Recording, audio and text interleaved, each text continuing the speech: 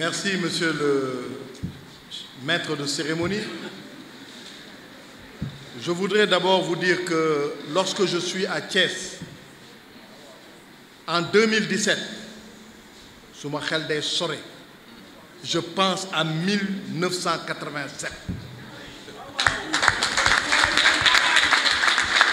Suma xel day dem ci dem si yàlla Boubacar Sall. Suma xel day dem dans le grand parti où nous étions, le PDS, qui reste le parti de mon cœur. boo xamee moo jur ñëpp moo jur réew mi moo jur PDS rénovation moo jur yeesal moo jur BCG moo jur APR PDS jur APR donc suma xel day sore. Et je voudrais rectifier quelqu'un tout à l'heure qui a dit que toute l'opposition est là. C'est le Sénégal qui est là. Que je sache, les mouvements de soutien à la libération de Khalifa Sall ne sont pas de l'opposition. La LDMPT,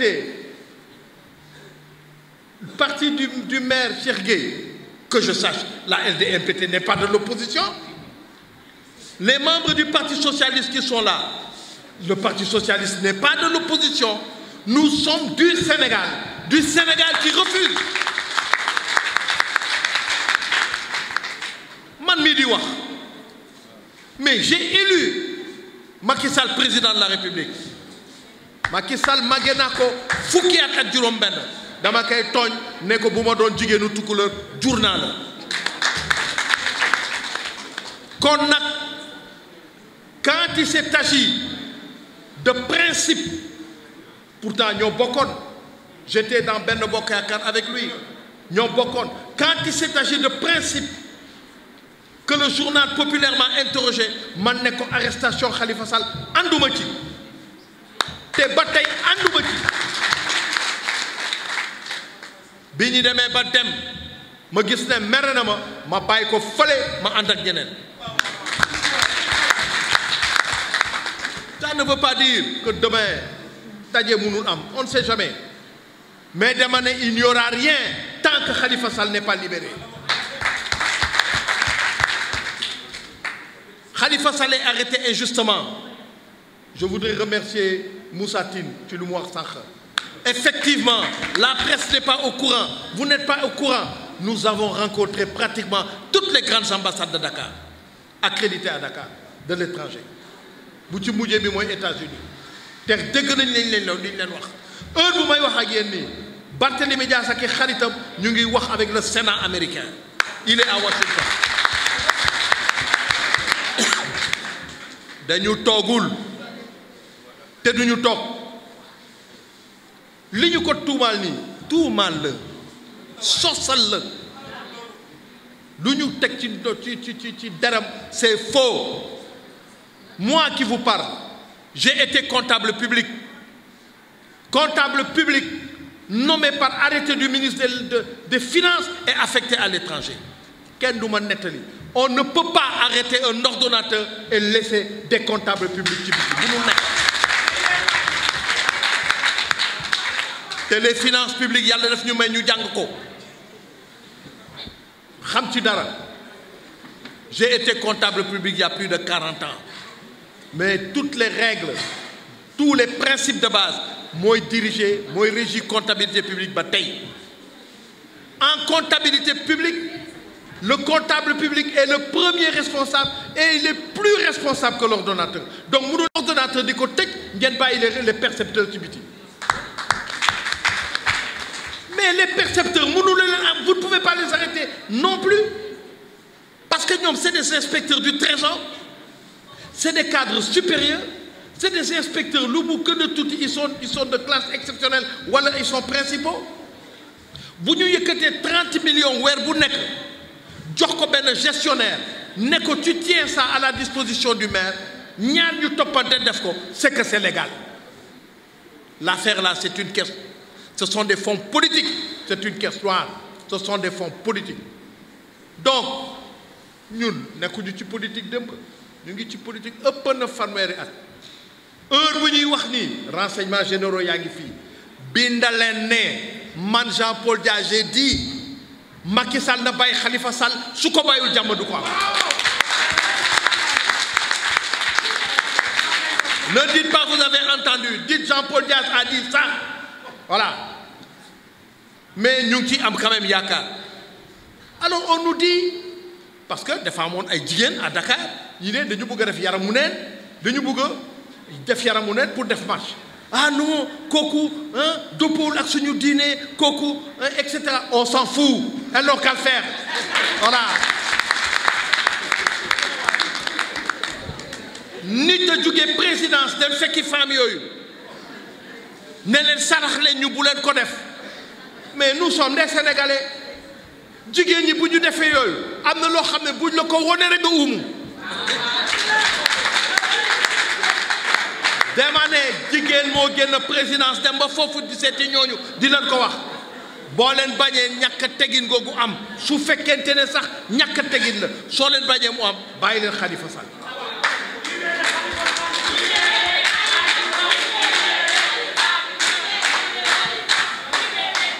nee naa li ñu ko jàppee c'est illégal c'est anormal c'est illégitime alors on nous dit mais jigéen ñi waruñu def loolu mais Assane Diouf mi nekkoon États-Unis lan la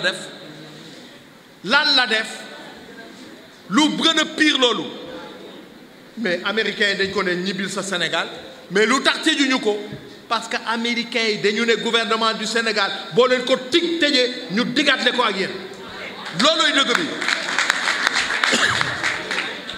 quand on nous dit le procureur attend c'est faux il n'attend rien du tout il peut pas le faire c'est ça la vérité moo tax li ngeen war a def en tant que ay jeunes li ñu def fii à Thiès en 1987 en 1988 30 ans après boo leen ko defee dañuy d'accord ngeen def ko dama ne bu gouvernement bi buggul yooyu am na bàyyi Khalifa loolooy jàmm doo leen ko téye kaso ay waa këram ay mbokkam di génn àdduna munu leen ñaanal lu dul ci prison bi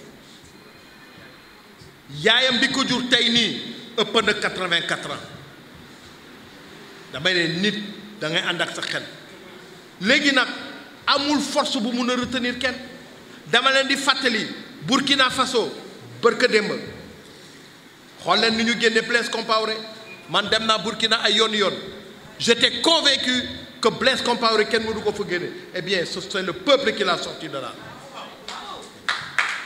seet leen au Togo ce qui se passe aujourd'hui au Togo ki fa nekk mun na def lu ko neex il sera obligé de lâcher Yaya Jammeh jàpp na ñëpp tëj leen kaso pour kenn bañ a nekk candidat pour nekk président benn Samba booy bu jógee fële taxaw rek yëkkati loxoom nekk président dàq ko ci réew mi muy gàddaay donc Macky Sall na delloo si xelam moo gën ci moom nay déglu ay magam je vous ai dit que magee naa ko fukki at ak juróom benn defe naa ne man ak yaayam ñoo war a maase donc non du ay kaf je pense peut-être wala maire bi magee ma 1 an 2 ans dégg nga donc bu may wax daf ma war a déglu dama dul moromam li ma ko magee moom la magee Barthélémy Dias écart bu ma ko magee moom la magee Barthélémy Dias waaw te soxnaam ñaar wala ñetti at la magee suma taaw muy maggu Barthélémy muy doom bu jigéen kon na dama dul seen morom ñoom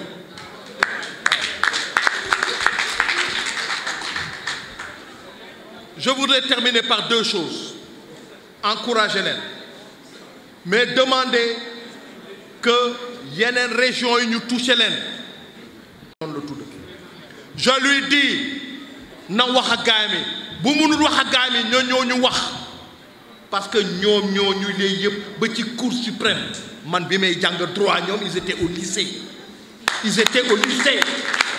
gënuñu ma xam dara ci loolu ni ñuy tee Khalifa c'est des arguties, c'est indigne de juriste.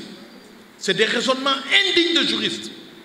Ben raisonnement taxawu ci conseil constitutionnel du ma wax ay affaire am c'est du n'importe quoi kooku du ruslu la faire des raisonnements débiles naan oui monsieur Khalifa Sall vous étiez tête de liste parce que code bi dafa ne képp kuy candidat mun nga contester ay résultats te mun nga ko yóbbu ci yoon.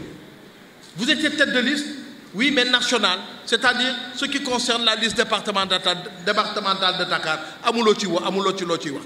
waa ji il est tête de liste mais c'est liste de quoi? C'est liste de tout Manko Taxawu Sénégal. Vous prenez les gens pour des cons ou quoi? Hein?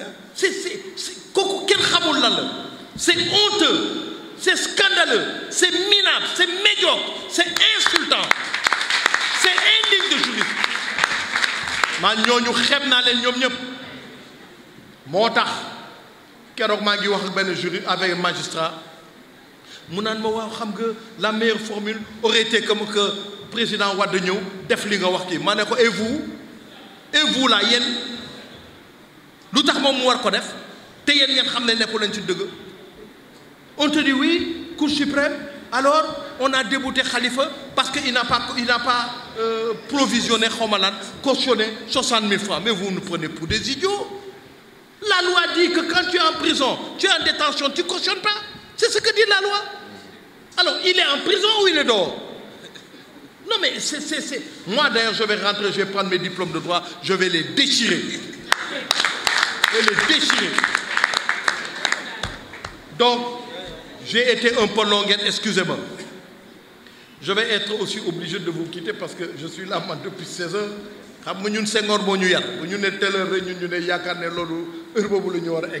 Je suis venu.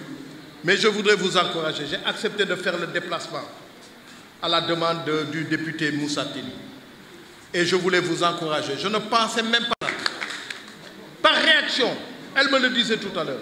Donc c'est bien la preuve que c'est tout le Sénégal qui est debout. En tout cas, nous,